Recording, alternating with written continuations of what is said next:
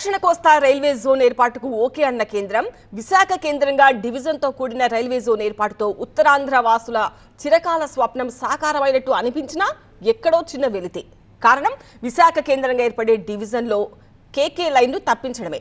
చెప్పడం కాదు, చేసి చూపించామని కూటమి నేతలు చెబుతుంటే గుండెకాయ లేని డివిజన్ మాకెందుకు, అది అరకును డివిజన్ నుంచి వేరు చేయడం ఏంటని ప్రశ్నిస్తున్నాయి ప్రతిపక్షాలు.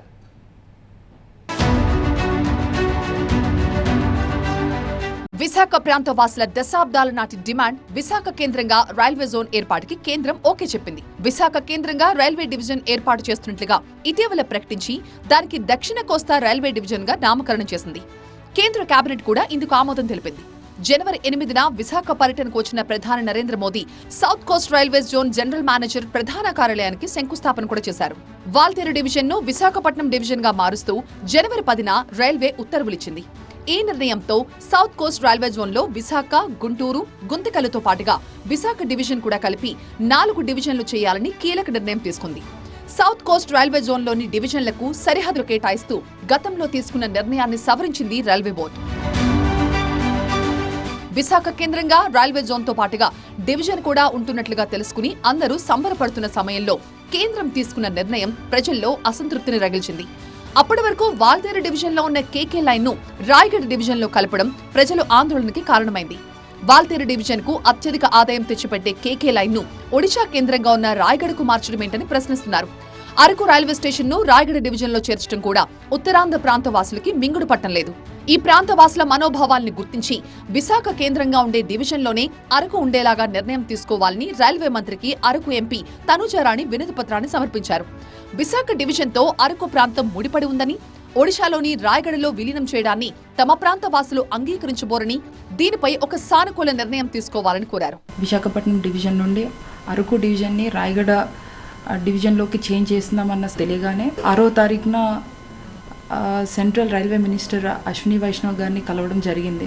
అయితే ఎప్పుడో బ్రిటిష్ తరం నుండి మన అరకు డివిజన్ అన్నది విశాఖపట్నం డివిజన్లోనే ఉండేది. ఇప్పుడు all of the sudden reasons ఏమైనా కానియొచ్చు, అరకుని తీసుకొని వచ్చి ఇప్పుడు రాయగఢ డివిజన్లోకి కలపడం అనేది ఒక తల్లి నుండి బిడ్డని వేరు చేసే ప్రక్రియలా అనిపిస్తుంది. అందుకనే మినిస్టర్ గారిని కలవడం జరిగింది.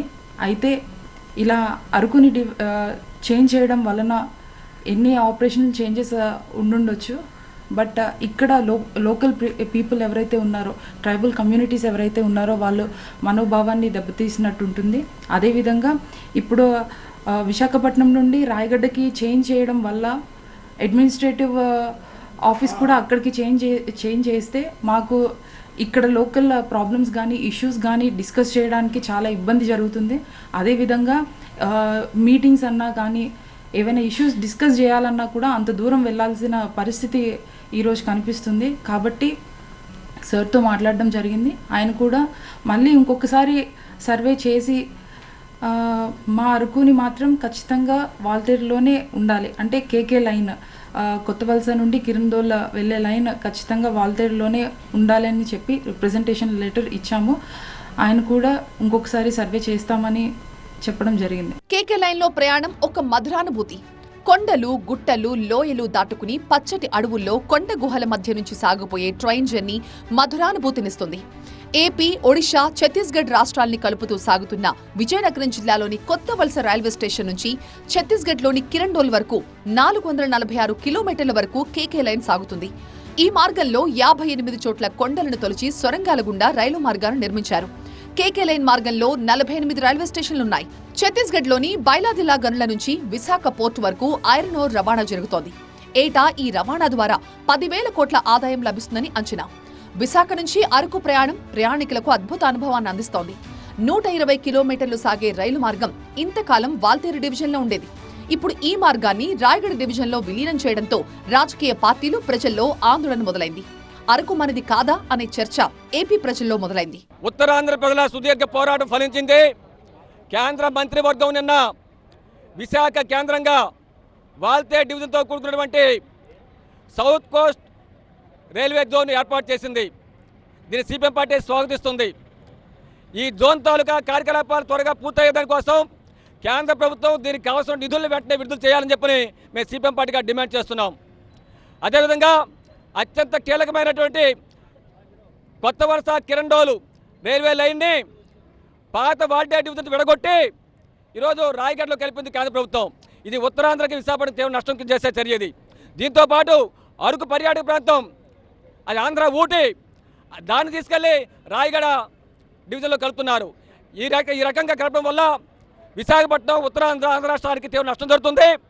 కాబట్టి ఏదైతే రాష్ట్ర ప్రభుత్వం పర్యాటక రంగాన్ని అభివృద్ధి చేస్తాం, ఉపాధిని పెంచుతామని చెప్పి ఏది చెప్తుందో అది నెరవేరాలని చెప్పున్నా కానీ, అలాగే కేకే లైను నిధులు చూసుకుంటే ఈ వాల్తే డివిజన్ సంవత్సరానికి 10,500 కోట్ల రూపాయల ఆదాయం సమకూరుస్తుంది. దేశం మొత్తం మీద ఏ డివిజన్లో కూడా ఆదాయం రావట్లేదు. దానికి కారణం కేకే లైన్. ఆ కేకే లైన్ ఒరిస్సా పోతే మన రాష్ట్ర ప్రయోజనాల కోసం ప్రభుత్వానికి పోవడానికి ఎక్కడ అవకాశం ఉంటుంది. కాబట్టి మాకు ఈ లైన్ల ద్వారా ఇక నిధులు వస్తున్నాయి, దీనికోసం మా అభివృద్ధి కోసం నిధులు కేటాయించని చెప్పిన కేంద్రం నిలదీయాలని చెప్పినంటే ఖచ్చితంగా కేకే లైన్ మందుల్లో ఉండాలి. అందుకని రాష్ట్ర ప్రభుత్వ ముఖ్యమంత్రి గారు, ఉప ముఖ్యమంత్రి గారు వెంటనే జోక్యం చేసుకొని మీరు కేకే లైన్ని ఖచ్చితంగా పాత వాల్టే డివిజన్, ఇప్పుడు ఏదైతే విశాఖపట్నం డివిజన్ అంటారో ఆ డివిజన్లో కొనసాగించే విధంగాను, రైల్వే రిక్రూట్మెంట్ బోర్డుని విశాఖపట్నం ఏర్పాటు చేసే విధంగాను, అరకు ప్రాంతాన్ని కూడా ఖచ్చితంగా విశాఖపట్నం డివిజన్లో ఉండే విధంగా చర్యలు చేపట్టమని డిమాండ్ చేస్తున్నాం. అది కేంద్రం ఒత్తిడి తీసుకొచ్చి ప్రజల ఆకాంక్షలు నెరవేర్చాలని చెప్పని మీ ద్వారా డిమాండ్ చేస్తున్నాం. ఏపీ కోసం ఎంతో చేస్తున్నా కొందరు కావాలనే తమపై నెగటివ్ భావనలు తీసుకొచ్చే ప్రయత్నం చేస్తున్నారు అంటున్నారు బీజేపీ ఎమ్మెల్యే విష్ణుకుమార్ రాజు. అరకు ఏపీలోనే ఉందని ఎక్కడికి పోలేదు అంటున్నారు. మేము ఎంతో కాలం నుంచి చెప్తున్నాము, రైల్వే జోన్ తీసుకొస్తాము, చేస్తాము, చెందుతామని చెప్పిన ప్రజలకి రైల్వే జోన్ వచ్చింది. మళ్ళీ అరకు ఏదో వేరే దాంట్లో ఉంది. ఎక్కడుంటే ఏంటంటే అరకేం పోలేదు కదా. అరకు ఎక్కడుంది? మన ఆంధ్ర రాష్ట్రంలో ఉంది. అది మానేసి ఈ డబ్బు అంతా అక్కడ పోతుంది. మీరు ఒకటి గుర్తుంచుకోండి, మన రైల్వే జోన్కి సపోజ్ అది పెట్టిన మూలాన ఒక 2 కోట్లు ఎక్స్ట్రా వచ్చింది అనుకుందాం ఆదాయం, ఎగ్జాంపుల్ చెప్తున్నాం. ఆ 2 కోట్లలో మనకు 10% ఇక్కడ 20 lakhs ఇక్కడ ఖర్చు పెట్టడానికి అధికారం ఏమి ఉండదు. ఇక్కడ డబ్బులు లేకపోయినా ఖర్చు పెట్టచ్చు.